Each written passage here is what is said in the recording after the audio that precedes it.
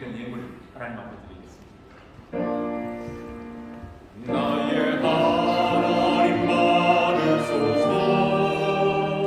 주께 드리는 이 예물을 소리 높여 감사로 주께 드리네. 아멘. 자비로우신 하나님 아버지 감사합니다. 귀하고 복된 날 주 앞에 저희들을 보내주시며 오늘도 마음을 다해 주 앞에 예배케 하심을 감사합니다. 하나님께서 저희들에게 주신 바 귀한 생명과 믿음과 또한 하나님을 아는 지식과 그리고 우리 더럼 한인교회에 속하여 함께 신앙생활할 수 있는 복된 은혜 주심을 감사를 드립니다. 이 시간 저희들 주 앞에 나와 예배할 때에 하나님이 주신 은혜들을 헤아리면서 감사한 마음으로 준비한 예물을 하나님 앞에 드립니다. 모든 것이 주께로부터 왔음을 알고 고백하며 10의 1조로 구별하여 드리는 가정들, 그들이 손으로 하는 모든 일들 땀 흘려 수고하는 것마다 선한 열매 나타나게 하시고 하나님 나라의 창고가 가득해지며 이 땅 위에서도 기름진 복으로 살아가고 항상 감사할 일이 있어서 주님 앞에 준비된 예물로 드리는 감사의 예물 속에 우리 성도들 삶 속에 늘 감사 충만한 삶이 되도록 도와주시며 오늘도 저희들이 주의로움과 선교와 구제를 위하여 구별하여 주 앞에 예물 드리오니 이 물질이 쓰여지는 곳곳에 주님의 놀라운 역사가 나타나게 하시고 사랑하는 우리 모든 성도들의 삶은 하나님이 주시는 은혜로 날마다 기름지게 하여 주시옵소서. 감사를 드립니다. 예수 그리스도의 이름으로 기도합니다. 아멘. 자리에 앉아 주시기 바랍니다. 교회 소식 전하겠습니다. 예배 후에 재직회 모임이 있습니다. 재직들께서는 함께 참석해 주시고요. 특히 이제 오늘이 11월 달이고 이제 다음 재직회 때에는 연말 재직회로 모이겠습니다. 그래서 각 부서에서는 지난 1년 동안 여러 가지 사업에 대한 기록들도 좀 남겨주시고요. 그리고 또 신년도 예산을 위해서 사업 계획까지 잘 세워주시면서 12월 연말 재직회에서는 재직회 안에서 연말 재직, 예결산 심의와 신년도 사업 계획들을 논의하도록 합니다. 그리고는 그 다음 주일에 공동의회로 우리가 열려서 전 세례교회들이 같이 모인 자리에서 재직회에서 심의한 내용을 가지고 의결하도록 그렇게 하겠습니다. 기도로 잘 준비해 주시기 바라고요. 각 부서에서 책임진 분들은 지금부터 준비를 해주시면 감사하겠습니다. 그리고 재직회는 우리 청년들이 점심 먹고는 정리한다 위자리에 와서 청년부 모임을 갖도록 하고요. 재직회는 아래층에서 우리 식당 그 자리에서 정리를 다 한 다음에 모임을 갖도록 그렇게 하겠습니다. 그리고 다음 주일은 추수감사주일입니다. 여러분들 한 해 동안 하나님께로부터 받은 은혜가 무엇인지를 곰곰이 생각해 볼 수 있는 한 주간이 되고 또 다음 주일이 되기를 바랍니다. 그리고 추수감사절에는 예년에 여러분들께서 늘 해오셨던 대로 강단에 예쁘게 과일과 여러 가지 곡식 등 이런 것들로 장식을 하면서 가을에 하나님의 추수의 기쁨을 눈으로도 이렇게 보면서 축복하고 감사하는 시간이 되면 좋겠습니다. 11월 생일자들이 있어요. 지난주에 우리가 축하했지만 정매나 김상아 집사님, 이상경제, 황혜군 자매 11월 달 동안에 주님께서 하나님이 주신 은혜를 많이 헤아리며 건강한 믿음의 복들로 살아가시길 바랍니다. 오늘 몸이 좀 불편해서 못 나온 교우들이 있습니다. 김용옥 집사님 몸이 약간 힘들어서 오늘 참석이 어렵다고 연락이 왔어요. 알란 선생님과 함께 오늘 집에 있기로 했습니다. 출타 중에 있는 교우들이 있어요. 청년들 중에도 이렇게 런던으로 또는 요크로 방문 중에 있는 청년들이 있네요. 하나님께서 저구가는 길 안전하게 지켜주시길 바랍니다. 그리고 또 주보에 친교 당번을 이렇게 예고해 있는데요. 순서가 좀 바뀌었어요. 주보에 나와 있는 것과 조금 달리 다음 주일 담당이 김상아 집사님, 그 다음이 송인남 집사님, 그 다음 남성사 이렇게 한 줄씩 밀려가도록 합니다. 담당자들께서는 잘 아시고 챙겨주시면 대단히 감사하겠습니다. 그리고 양평 자매 지난번에 우리 한번 인사했던가요? 오늘 처음인가요? 처음이죠? 네. 졸업 대학생입니까? 네. 몇 학년에 1학년 신입생이네요. 네. 우리 이따가 우리 예배 후에 청년들과 같이 인사하고 전 교인들과 점심 먹으면서 인사하도록 하고요. 여기서 박수로 환영합니다.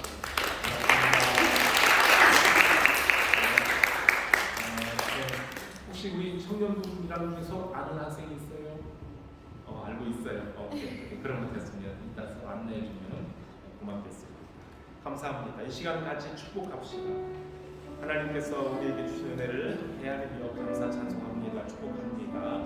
오늘 우리 교회 방문한 자매 감사하고요. 반갑고 흩어져 있는 친구들도 있습니다. 오늘 형편에 있는 하나님께서 사랑으로 지켜주시기를 바랍니다. 축복합시다. 여기 있는 모든 친구들, 어린 자녀들 위해 주님의 은혜 함께하기를 바랍니다. 당신은 하나님의 언약을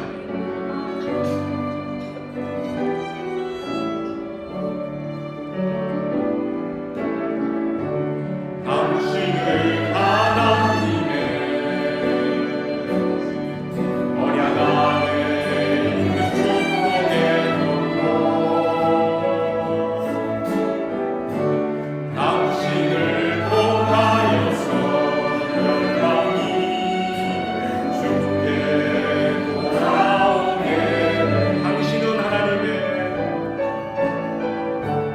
당신은 하나님의 당신을 하나님의 언약 안에 축복의 통로 당신을 통하여서 열방 주께 예배하게 되리 주께 예배하게 기도합시다. 하나님 감사합니다.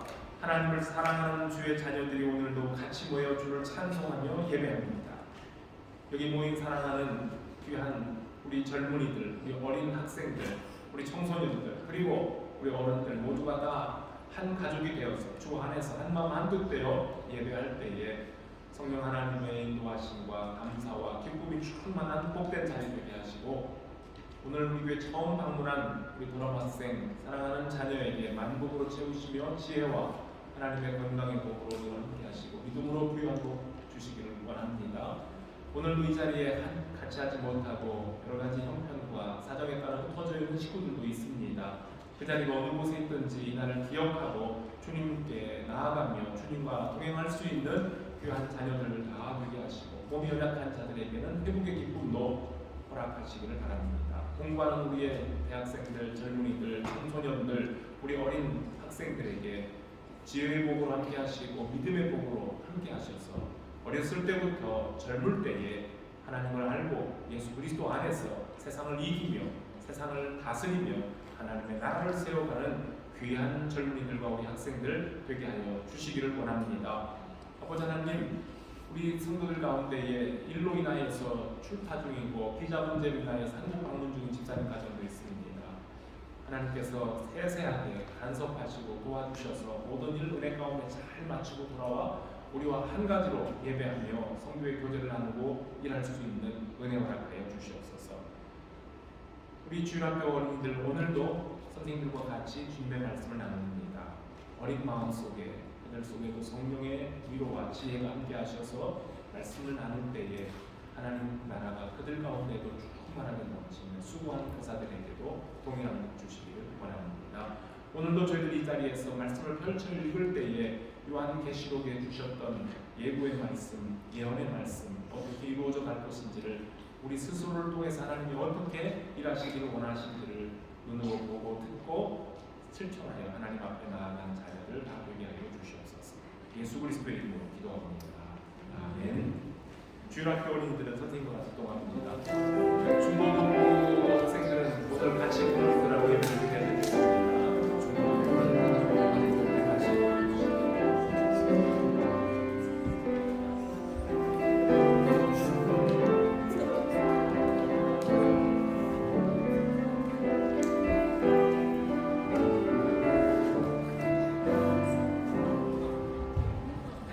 감사합니다. 오늘 하나님 말씀 같이 봅시다.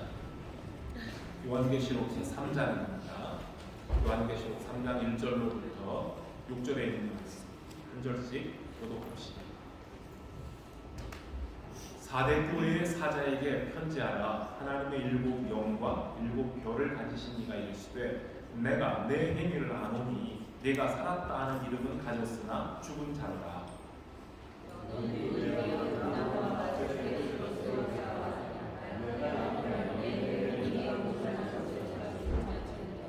그러므로 네가 어떻게 받았으며 어떻게 들었는지 생각하고 지켜 회개하라.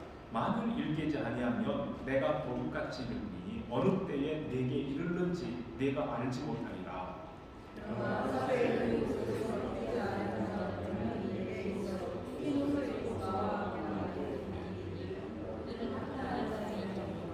이기는 자는 이와 같이 흰 옷을 입을 것이요 내가 그 이름을 생명책에서 결코 지우지 아니하고 그 이름을 내 아버지 앞과 그의 천사들 앞에서 시인하리라.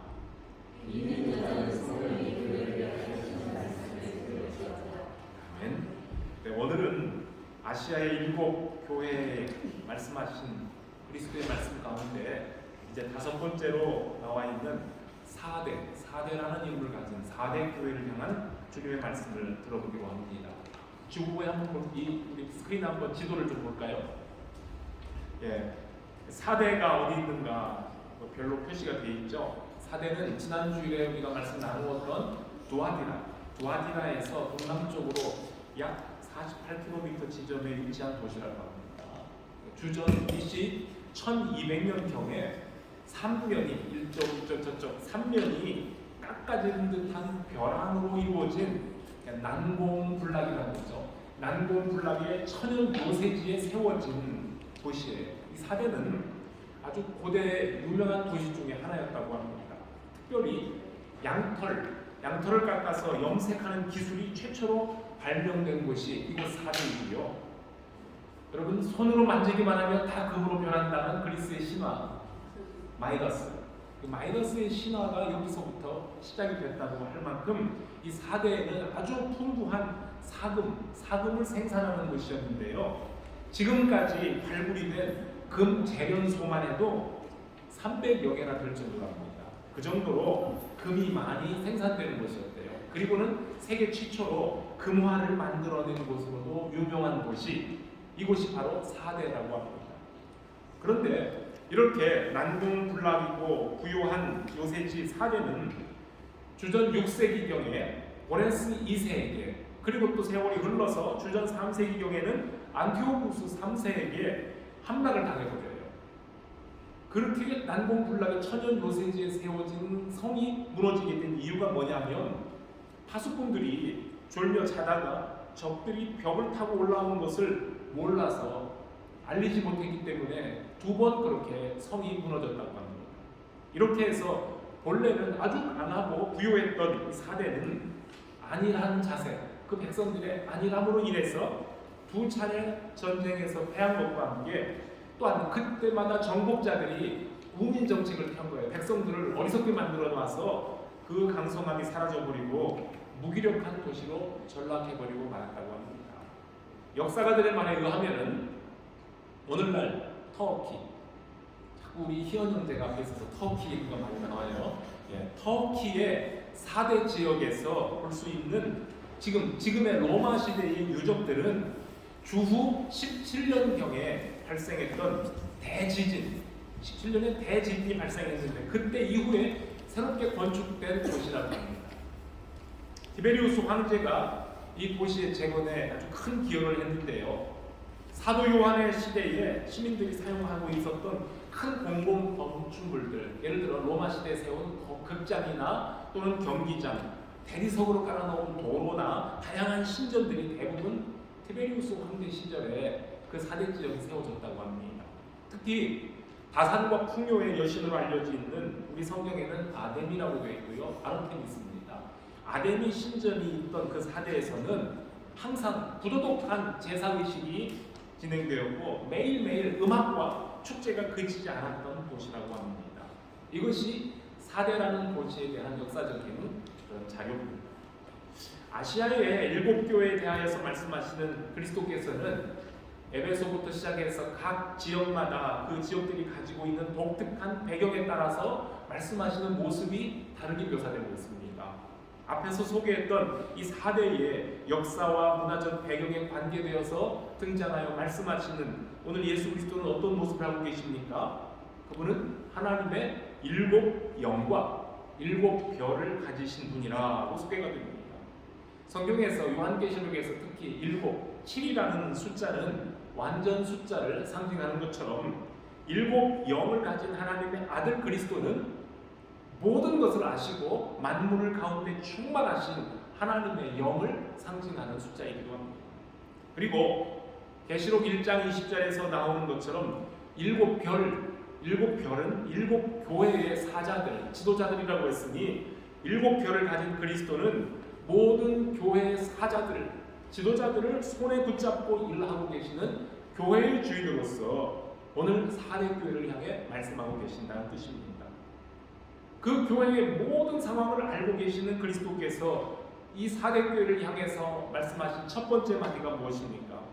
내가 너의 행위를, 네가 하는 일을 아노니 네가 살았다는 이름은 가졌지만 바로 치고 사실은 죽은 자다, 이렇게 말씀하십니다.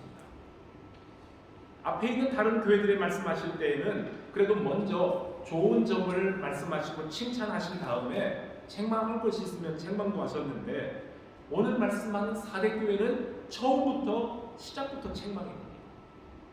물질적으로 풍성하고 난공불락의 요새지에 건설되었다는 장점은 있었지만 그런 것 때문에 4대의 시민들이 안일한 삶에 젖었다가 성이 무너졌던 것처럼 거기에 있는 4대 교회는 그 사회 전반에 팽배해 있던 안일함과 무기력함이 그 교회를 지배하고 있었던 상황이었습니다.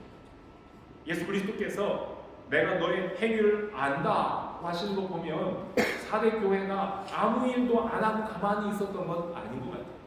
그러나 그 4대 교회가 하고 있는 일들을 교회의 주인이신 그리스도께서 살펴보았더니 하나님 앞에서 온전한 것을 찾지 못하겠더라 하는 것이 문제입니다.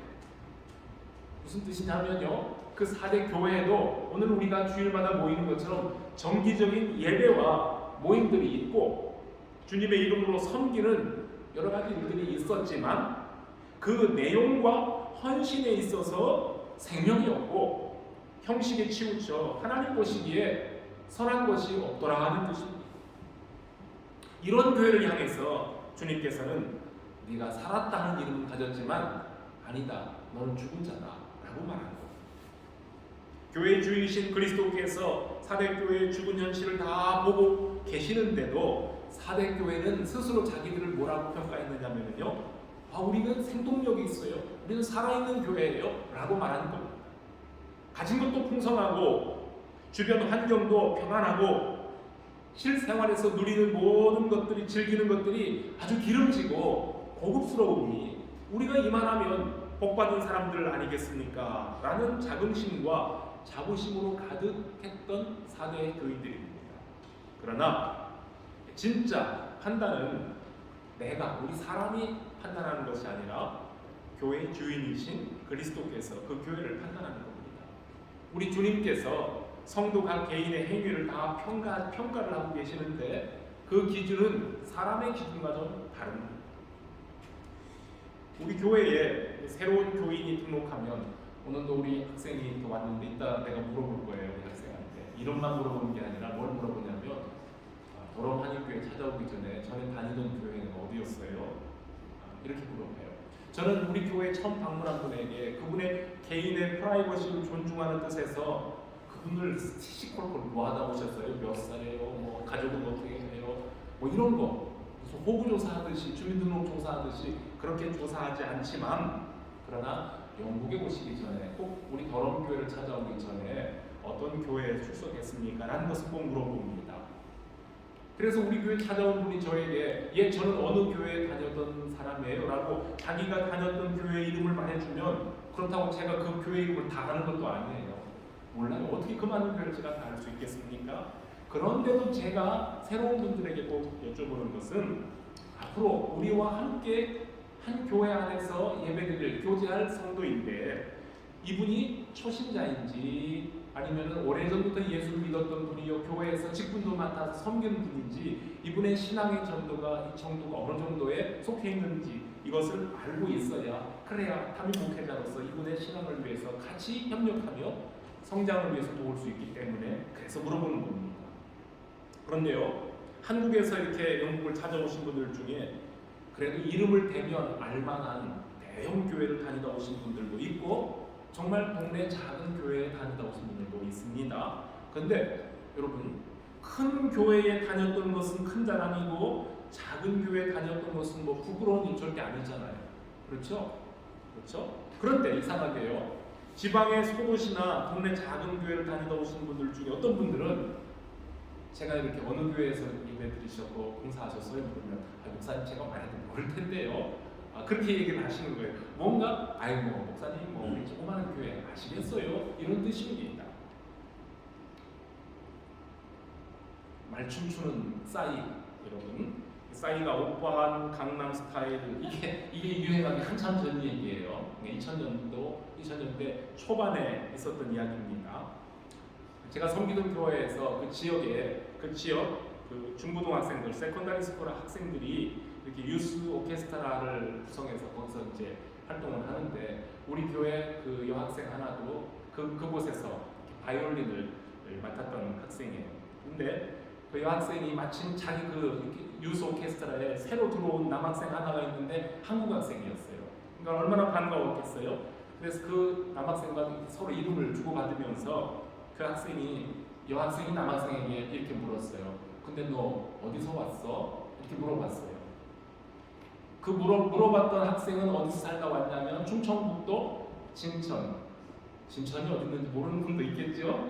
충청북도 진천에 살다가 아주 어렸을 때에 부모님 따라서 영국 옥스퍼드에 와서 공부하던 이 학생인데 오랜만에 한국 학생, 남학생을 만나니 반가운 마음에 너는 고향이 어디야? 이런 뜻으로 지금 물어봤던 겁니다. 그런데 그 남학생이 그 여학생에게 대답하는 것이 나 강남에서 왔어. 근데 너 어디서 왔니? 남학생이 이렇게 느끼한 발음으로 느끼한 태도로 그렇게 대답하는 바람에 아주 그냥 그 여학생이 어쩔 줄 모르고 배를 잡고 좀 웃었는데 그런데 그 남자아이가 대답하는 말투 또 물어보는 말투가 하도 느끼하고 하도 민망해서 나는 충청북도 청주 옆에 진천이라는 조그마한 도시에 살다 왔다 좀 참아 못했대요. 못하고 그냥 뭐 그러면서 얼버무리고 그냥 넘어갔다라는 얘기를 교회에서 우리들 모인 자리에서 하는데 우리가 또다시 한번 그 여학생이 그 남학생 표정과 말투를 흉내내는 걸 보고 얼마나 웃었는지 몰라요. 혹시 우리 교우들 중에도 강남 지역에서 살다 오신 분들이 있다면 절대 오해 없이 들으시길 바랍니다. 자, 어느 지역, 어느 동네에 사는 것이 뭐 그리 대단한 일이겠습니까? 서울 강남에 사는 사람은 나 어디서 살다 왔어 자신 있게 대답할 수 있고 다른 동네에서 살다 온 사람들은 자기 출신 동네를 밝히기가 어렵습니다. 강남에 있는 유명한 교회에 다니면 다른 지역의 교회에 다니는 교회들보다 믿음이 뭐 2배 정도는 됩니까? 아니면 뭐 그 큰 교회가 지방의 작은 도시나 아니면 서울 어느 동네의 작은 도시보다도 훨씬 더 좋은 교회입니까? 뭐 그런 건 분명히 아니라는 것은 생각이 있는 사람들이라면 누구나 다 아는 사실입니다. 지역의 경제 사정이나 환경에 비례해서 예배당 건물을 크게 지을 수도 있고요, 화려하게 치장할 수도 있고요, 교인의 숫자도 많아질 수 있고요, 교회의 재정도 풍성해서 작은 지역 교회들이 감히 엄두를 낼 수 없는 큰 사업을 할 수 있습니다. 좋은 일들에 동참할 수 있고 힘 있는 교회 역할을 할 수 있습니다. 그러나 그 교회가 어떤 교회인가는 사람이 아니라 교회의 주인이신 예수 그리스도께서 평가하십니다. 모든 것이 풍성하고 겉으로 보기에는 만사가 순조롭게 잘 진행되는 것 같은 교회라 할지라도 예수님으로부터 네가 살았다는 이름은 가졌지만 네가 죽었구나. 네가 생명력 있는 교회라고 큰 교회라고 이름난 교회라고 자랑하지만 네가 사실은 죽었구나. 네가 지금 하고 있는 일들 중에 온전한 것을 내가 찾아볼 수가 없구나라는 책망을 들을 수도 있다는 겁니다. 교회만 그런 것이 아니라 우리 각 성도 개인의 모습도 마찬가지입니다. 자, 우리들은 성도 또는 그리스도인이라는 아주 영광스러운 이름을 갖고 사는 사람들입니다. 그렇다면 그 이름에 걸맞는 삶도 따라와야 합니다. 예수 믿는 대통령, 예수 믿는 장관, 예수 믿는 국회의원들, 그런 사람들의 숫자가 아무리 많아진다 할지라도 예수 믿는 사람으로서의 도리를 다하지 못한다면 살아있다 하지만 실상은 죽은 것과 마찬가지입니다. 그리고 그 죽어버린 이름 때문에 예수 그리스도의 이름이 이 세상에서 버림을 당하고 비웃음을 당하는 현실이 됩니다. 이렇게 죽은 교회를 향한 주님께서는 말씀합니다. 너는 일깨워 그 남은 바 죽게 된 것을 굳게 하라는 처방을 내리십니다. 난공불락의 요새였던 사대가 졸며 자던 파수꾼들의 경계 소홀로 2번씩이나 탈출을 당했던 것처럼 아무 어려움도 없고 핍박이 없어 보이는 사대 교회도 진정으로 살아있는 교회가 되기 위해서는 항상 깨어 있어야 됩니다. 사탄의 악한 꾀를 이기고 환난의 날에 승리하기 위해서는 언제나 영적으로 무장하고 다시 오실 주님을 맞이하기 위한 신앙의 순결을 지켜가면서 늘 긴장하며 깨어 있어야 한다는 말입니다. 첫 번째 말씀드렸던 에베소 교회를 향해 너의 처음 사랑이 어디서 떨어졌는지 생각하고 회개하여 처음 행위를 회복하라 하셨던 예수님은 오늘 읽은 이 4대 교회를 향해서도 비슷한 권고를 하십니다. 네가 어떻게 받았으며 어떻게 들었는지 생각하고 지키어 회개하라. 처음 복음을 들었을 때 가졌던 기쁨과 감격이 여러분들에게 있습니다. 그 감격, 그 따뜻함을 잊지 말고 그리스도의 십자가 앞에서 하나님의 크신 은혜와 사랑을 기억하며 순결한 믿음을 지켜야 선한 열매를 맺는 그게 산 믿음입니다.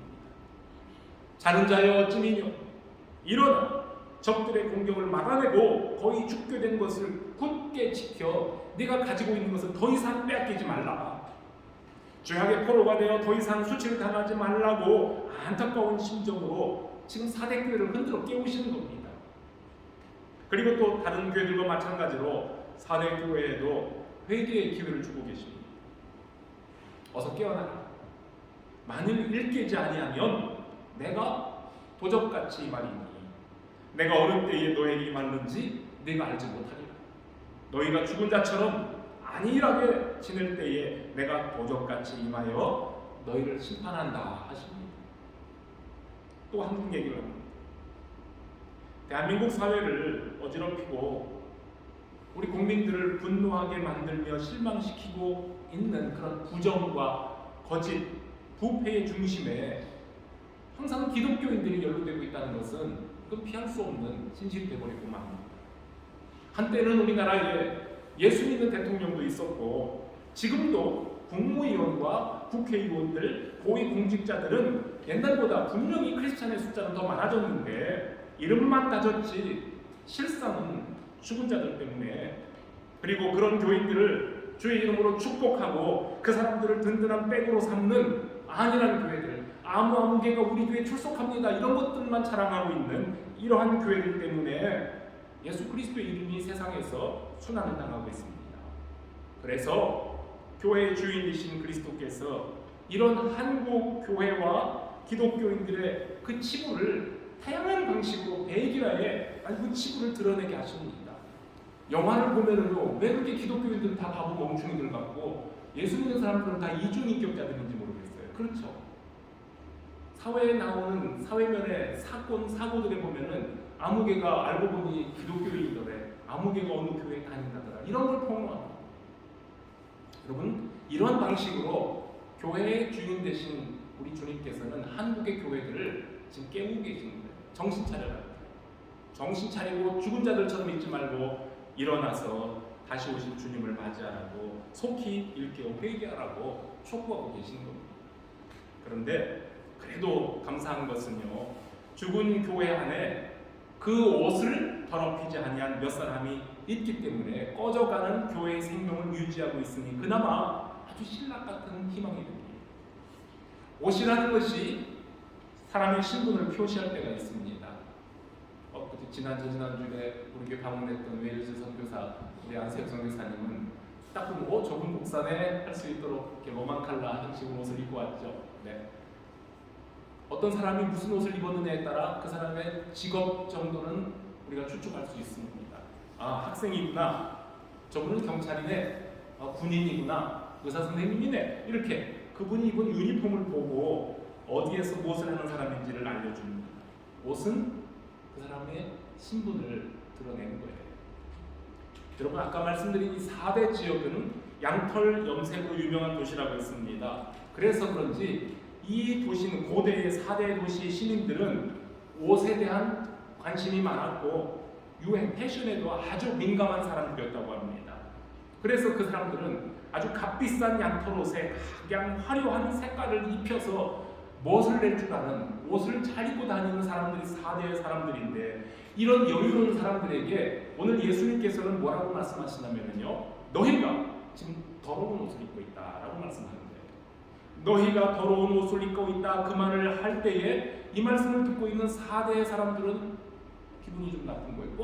뭐야? 우리는 지금 최고급 옷을 입고 다니고 이 다른 나라 어느 지역의 어떤 사람들보다도 더 패션에 앞장서고 있는 사람들인데 우리 보고 더러운 옷을 입었다고? 라는 생각을 하게 만드는 겁니다.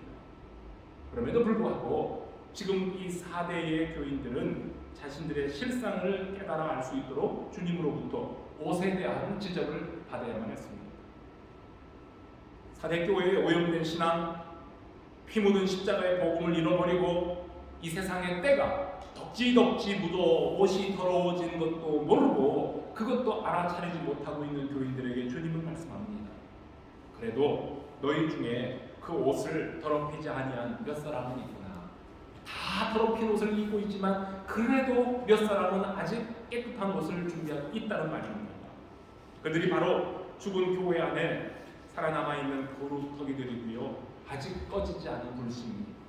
세상의 것들에게 오염되지 않고 하나님께 대한 신앙 고백을 잘 감당하며 성도로서의 품위를 지키며 살아가고 있는 그 사람들이 바로 옷을 더럽히지 않는 남아있는 자들입니다.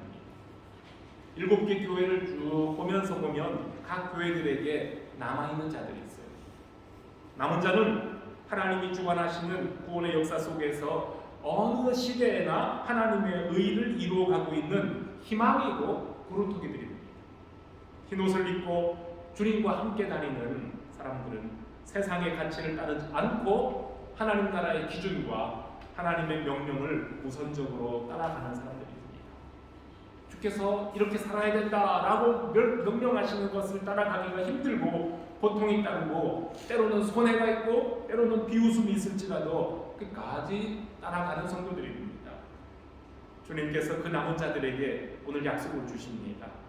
이기는 자는 흰옷을 입을 것이요 그 이름을 생명책에서 지우지 아니하고 내 아버지 앞과 천사들 앞에서 시인하겠다라고 하십니다. 요한계시록 7장을 보면 거기에 흰옷 입은 무리들이 등장합니다. 보좌에 앉으신 영광스러운 하나님과 어린 양 앞에 많은 무리들이 흰옷을 입고 서 있습니다. 이런 말씀이 있어요. 이 일 후에 내가 보니 각 나라와 족속과 백성과 방언에서 아무라도 능히 셀 수 없는 큰 무리가 흰옷을 입고 손에 종려가지를 들고 보좌 앞과 어린 양 앞에 서서 큰 소리로 외쳐가로되 구원하시니 보좌에 앉으신 우리 하나님과 어린 양에 있도다. 우리가 이 구절을 가지고 복음성가도 부르지 않습니까? 흰옷을 입은 무리들, 보좌에 앉으신 하나님과 어린 양 예수 그리스도께 엎드려 경배하고 있던 24 장로들 가운데 하나가 환상 가운데 이것을 보고 있는 요한에게 질문을 합니다. 이 흰옷을 입은 사람들이 누구고 어디서 왔는지 네가 아느냐? 라고 물을 때에 요한이 알 수가 없거든요. 사실은 요한이 뭐라고 대답합니까? 주여 당신이 알리이다. 나는 모르지만 당신께서는 아십니다 라고 대답하자 그 장로가 말하기를 이는 큰 환란에서 나오는 자들인데 어린 양의 피에 그 옷을 씻어 희게 하였느니라 라고 대답합니다. 여기 나오는 흰옷 입은 무리들은 온갖 환란과 핍박 가운데서도 그 믿음을 끝까지 지키며 어린 양의 피로 씻음을 받고 구원을 얻은 모든 성도들을 상징하는 4대 교회 안에 남은 자들도 바로 여기에 나오는 흰옷을 입은 무리 속에 포함이 될 것이라는 약속입니다. 비록 죽었다는 이름은 가졌지만 그러나 그들 중에도 흰옷을 입고 주님을 맞이할 자들이 있다라는 희망적인 말씀입니다. 이름을 생명책에서 반드시 지우지 않겠다 약속을 해주셨습니다. 우리가 태어나면 부모님들이 동사무소나 구청에 가서 출생신고를 합니다. 그리고 어른들이 돌아가시면 또 구청이나 아니면 동사무소에 가서 돌아가셨습니다 하고 사망신고를 합니다. 고대 그리스의 도시국가들도 사람이 태어나면 그 출생한 시민의 이름을 호적부에 등록을 시켰다고 합니다. 그리고 누군가가 죽으면 그 자리에서 그 이름을 삭제하거나 아니면 죽었다는 뭔가 표시를 그 호적부에 했다고 합니다. 여러분, 뭔가 우리 한국의 주민등록 그런 표가 있는 것처럼 옛날 고대 그리스 국가에도 그런 이렇게 생명 탄생과 죽음을 표시하는 그러한 시스템이 있었다는 얘기죠. 우리 성도의 이름이 하나님의 생명책에 기록되었다는 말은 그 사람이 생명의 주인이신 예수 그리스도로 말미암아 영생을 소유하고 영원한 하나님의 나라에 소속된 백성이라는 뜻입니다. 여기 이기는 자 했는데요. 이기는 자의 이름을 생명책에서 결코 흐리지 않겠다고 말씀하셨으니 그가 당하는 죽음이나 그 어떤 것이 우리를 믿음을 유혹할지라도 주님과 함께 끝까지 견디며 이기는 자는 예수 그리스도와 생명으로부터 결코 분리되지 않도록 보장하신다는 약속입니다. 주께서 주신 생명 절대로 빼앗기지 않도록 우리를 지켜주신다. 그 뜻이 생명책에서 그 이름을 지우지 않는다는 말씀이 됩니다. 이게 이기는 자, 잘 견디는 자에게 주시는 약속이었습니다. 마지막으로는 그 이름을 그랬어요. 그 이름을 내 아버지와 그 천사들 앞에서 시인하신다고 하십니다. 여기 시인한다 그 말은 법정적인 용어가 될 수 있어요. 법정에 섰을 때에 어떤 사실이나 사람의 이름을 그렇습니다 라고 인정한다고 할 때 사용하는 말입니다. 여러분, 세상 살면서 세상에서 서로 이렇게 만나는 인간관계 속에 참 헛되고 허망한 인간관계 여러분들 좀 아십니까? 아쉽고 필요할 때에는 아주 신락 같은 작은 관계도 부풀리면서 난 저 사람하고 알아요. 저 사람이 나와 어떤 관계예요. 자기를 더 돋보이려고 유익을 얻으려고 어떤 사람에게 이렇게 자기를 의탁하고 안다고 말합니다. 그러다가도 서로 이용하다가도 법정에 설 일이 돼서 서로 불리한 상황이 되면 증인으로서 신문할 때에 분명히 알아야 된다고 할 사람인데 나 저 사람 몰라요. 저 사람을 안다고 하면 나에게 손해가 끼칠까봐 나 저 사람 모릅니다 하고 딱 잡아떼는 경우도 있습니다. 이런 것들이 세상의 헛된 인간관계죠. 참 부끄럽고 추악한 관계입니다. 그러나 주님과 우리는 십자가의 보혈로 맺은 참으로 소중한 관계입니다. 마지막 때에 온 우주를 심판하시는 재판장의 영광 앞에서 각 사람들이 다 머리 숙이며 심판장의 입에서 나오는 온도, 사형 온도, 생명의 온도를 들어야 될 터인데 모든 사람들이 영원하신 심판장 앞에 감히 머리를 들 수 없어 엎드린 그 자체에 그 자리에 우리 주님께서 내 곁에 서 계시면서 나의 증인이 되어주시고 나의 변호사가 되어주시면서 아버지여 내가 이 사람을 압니다 라고 인정해 주시겠다는 거예요. 그것이 오늘 여기서 말씀하는 내가 내 아버지와 천사들 앞에서 그 사람의 이름을 시인하겠다라는 뜻입니다. 얼마나 든든하고 영광스러운 약속이 되겠습니까? 세상에서는 대단한 영화와 권세를 누리며 살고 있는 사람 같지만 주님 보실 때에는 죽은 자와 같은 그러한 영혼이 있는가 하면 이 세상에서는 미천하고 힘이 없어서 볼품없는 죽은 자와 같이 보이지만 그러나 주 안에서 참 생명을 누리는 사람들이 있습니다. 사람들에게 인정받지 못하는 것이 두렵습니까? 사람들이 나를 알아주지 않는다고 해서 혹시 두렵습니까?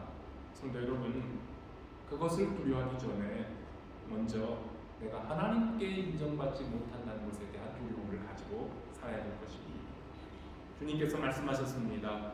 그날에 많은 사람들이 나더러 주여 주여 우리가 주의 이름으로 선지자 노릇하며 주의 이름으로 귀신을 쫓아내며 주의 이름으로 많은 권능을 행하지 아니하였나이까 나 좀 알아주십시오 라고 할 것이지만, 그러나 우리 주님께서 뭐라고 하십니까? 내가 너희를 도무지 알지 못하니 불법을 행하는 자들아 내게서 떠나가라 할 것이라고 주님은 경고하십니다. 세상에는 지금도 예수 그리스도의 이름으로 엄청나게 많은 일을 행하는 사람들, 단체들이 분명히 있습니다. 그들도 주여 주여 하고 예수 그리스도를 자기의 주라고 부릅니다.